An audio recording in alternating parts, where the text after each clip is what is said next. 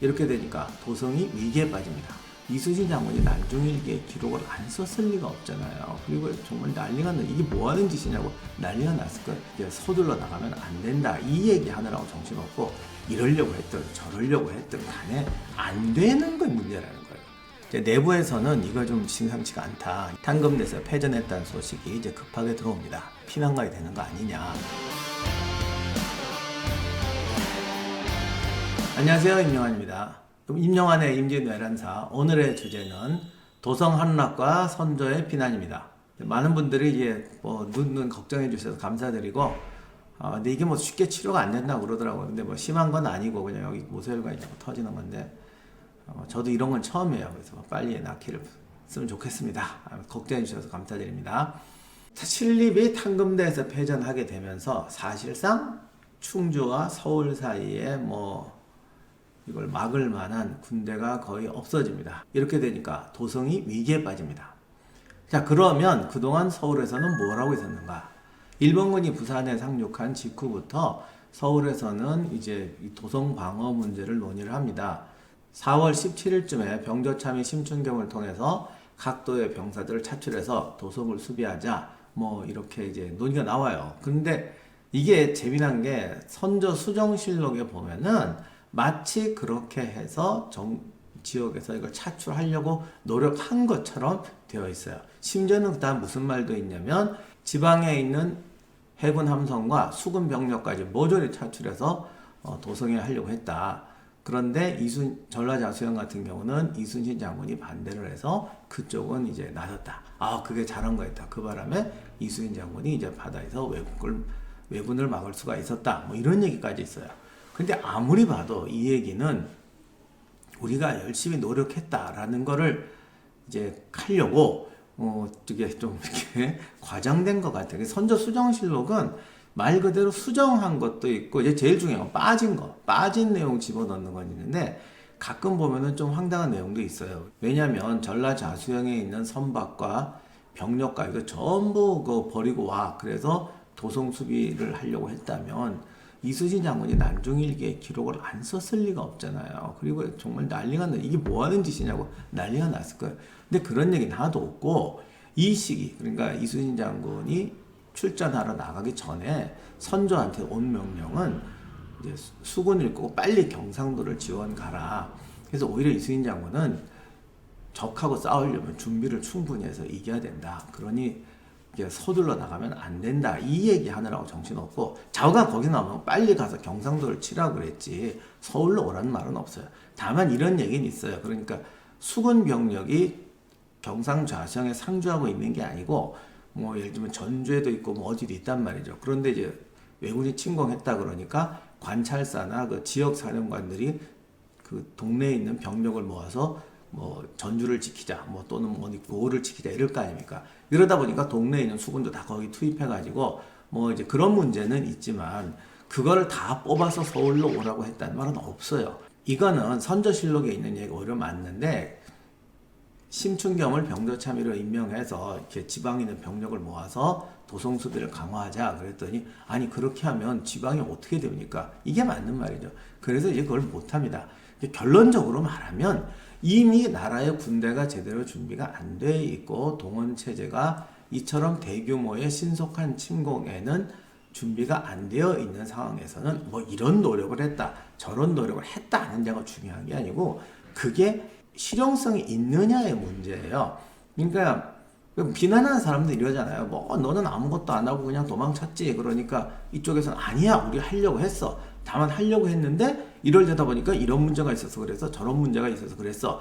그러니까 이러니까 또 후세 사람들이 쓸데없이 싸워. 저 자식 나쁜 놈인데 아니 이런 사정이 있었대잖아. 너 왜 걔 변호해 이러고 싸우는데 이게 중요한 게 아니고 이러려고 했든 저러려고 했든 간에 안 되는 건 문제라는 거예요.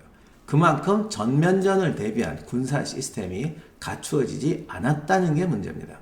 좌우간 이런 상태에서 신립을 내려보내고 이제 초조하게 소식을 기다리고 있는데 이제 내부에서는 이거 좀 심상치가 않다 이런 이제 고민을 하기 시작했던 것 같아요. 그리고 이일이나 신립도 장계가 올라오는데 이게 사태가 심상치 않고 이게 쉽게 막을 수 있는 적이 아니다 이런 이제 보고가 올라옵니다. 패전하기 전에도. 그러다 보니까 뭐 이제 논의를 했겠죠. 기록엔 잘 안 남아 있지만 이거 피난 가야 되냐, 뭐 도성 방안은 어떻게 해야 되냐 이런 등등등등 뭐 논의는 했던 것 같은데 이제 결정적인 것은 4월 28일 음력입니다. 4월 28일에 탄검대에서 패전했다는 소식이 이제 급하게 들어옵니다. 이렇게 되니까 뭐 소수의 대신을 불러다 놓고 이거 피난 가야 되는 거 아니냐 뭐 이런 얘기가 나오고, 그러니까 벌써 이제 이런 논의를 한다는 거가 새 나가가지고 이제 대간이라든가 이제 특히 종친들이 몰려와서 이제 절대 안 됩니다. 여기서 지켜야 됩니다. 왕이 피난 가면 안 됩니다. 이런 얘기 막 합니다. 이렇게 돼서 4월 28일에 대혼란이 벌어지는데 이제 중요한 거는 이때 이제 피난을 주장했던 사람들의 논리는 뭐냐면 뭐 이미 군대가 없으니까 뭐 공노비, 사노비, 서리, 뭐 병조에 있는 남아있는 경비병 이런 거 다 모아가지고 성벽에 배치를 했다.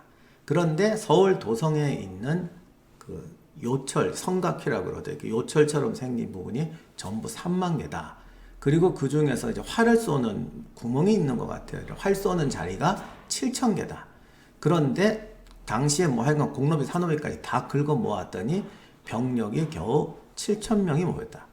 그것도 정예병도 아니고 훈련도 안 되어 있었다. 수정실록에는 병력이 더 줄어서 병조가 뽑은 군사가 4,500명이다. 그러니까 아마 이게 병조가 뽑은 군사가 4,500명, 그리고 7,000명이라는 건 이것저것 다 긁어 모았더니 7,000이다. 뭐 이런 얘기 했던 것 같아요. 그래서 군가만 7,200개인데 이게 이병력 가지고 어떻게 지키냐. 그래서 일반 민중들을 뽑아가지고 자기 구역, 그러니까 자기 동네 지역에 해당하는 데를 올라오라고 그러고 민가에서 방패목을 내겠다. 왜냐면 이게 서울에 요철이 있다고 해도 거기서 그냥 이렇게 싸울 수는 없어요. 이게 다 장비가 필요하거든요. 이 옛날에도 전쟁은 장비예요. 요즘은 이제 우리나라 사극이 좀 좋아져서 영화 찍을 때 보면 뭐 이상한 장비 이런 거 막 쓰는데 옛날에는 맨날 그냥 뭐 성벽 뒤에서 돌멩이 던지고 막 이렇게 하는데, 그리고 공성하는 사람은 그냥 사다리 놓고 막 올라가고.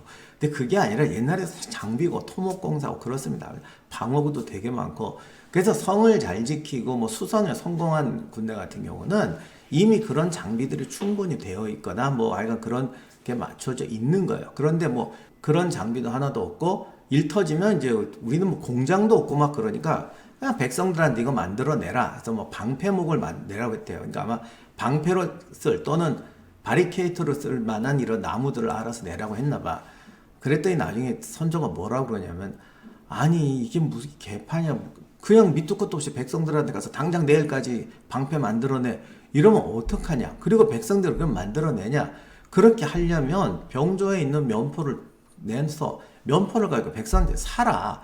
이 뭐 돈은 주고 부려먹어가지고 급하니까 막 해라. 이게 뭐냐. 이런 식으로 얘기를 합니다.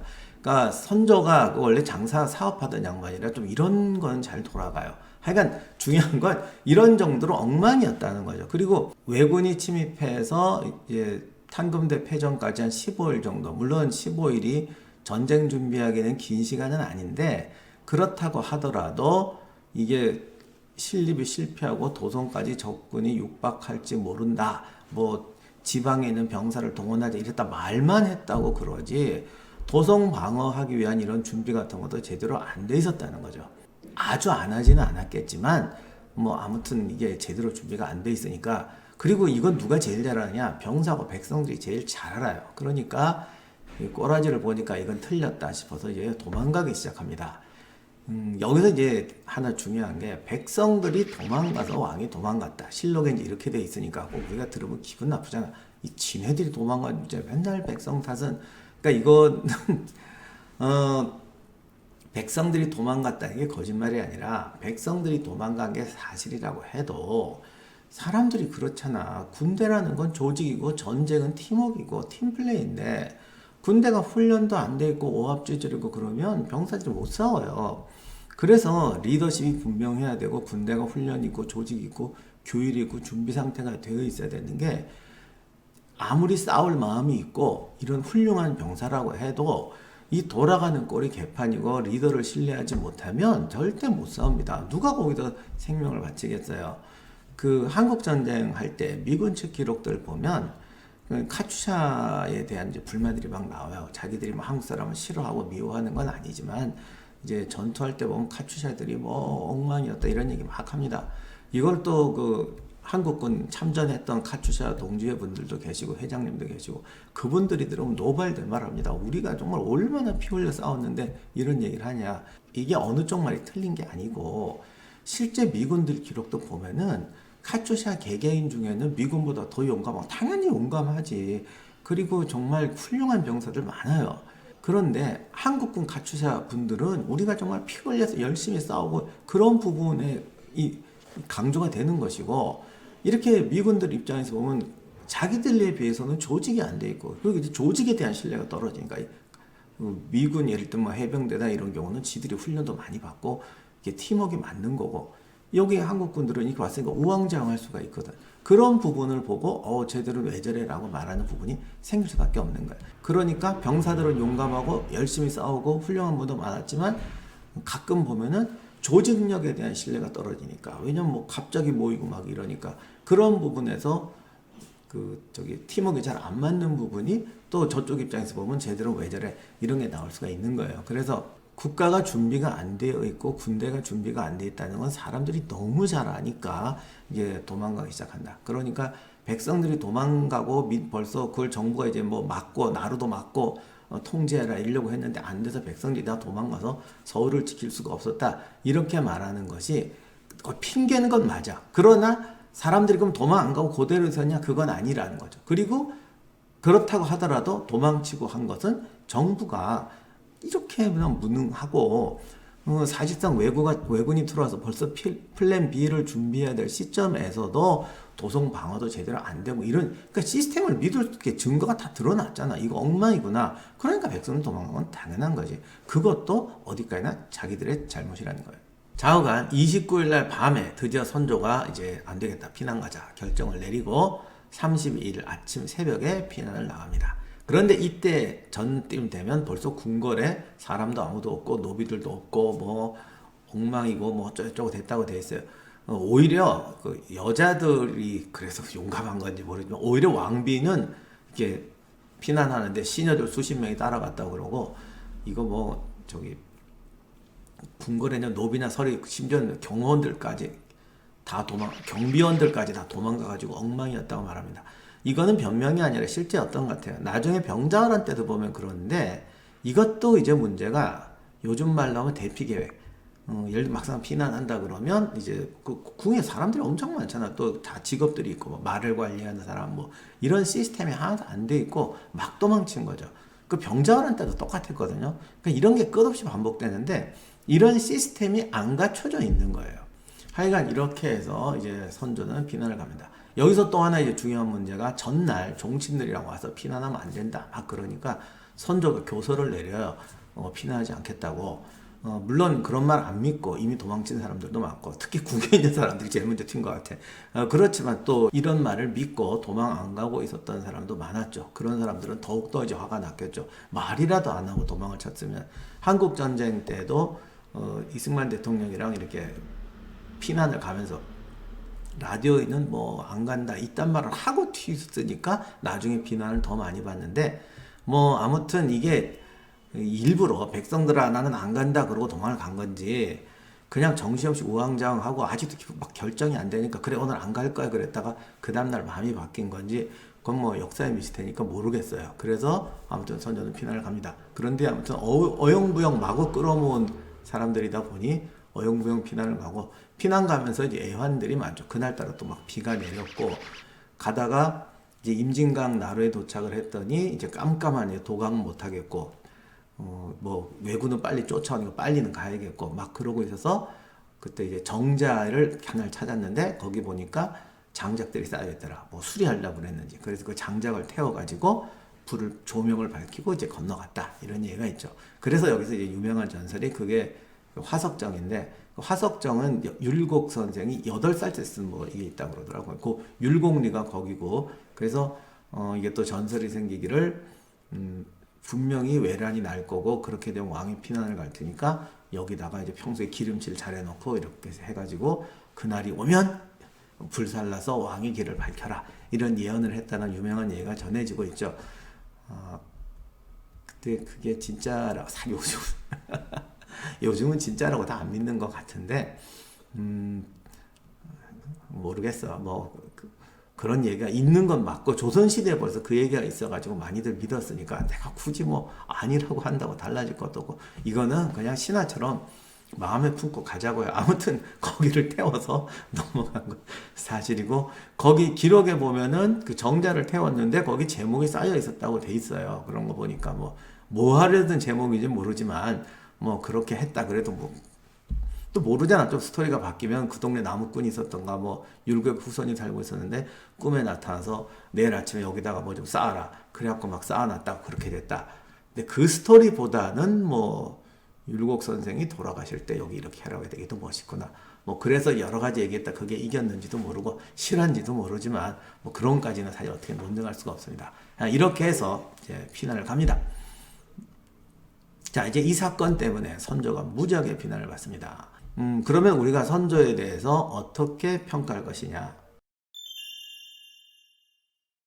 그러면 무찌르지 못할 적이 없다. 일본군이 물고기라서 한강을 이렇게 헤엄쳐 건널 거냐. 수많은 장병들의 3분의 2가 7천량에서 전사했다는 거예요. 그 군 누가 책임져요? 원균보다 더 큰 책임은 책으로 전쟁을 배운 사람이다. 이런 비극이 벌어지더라.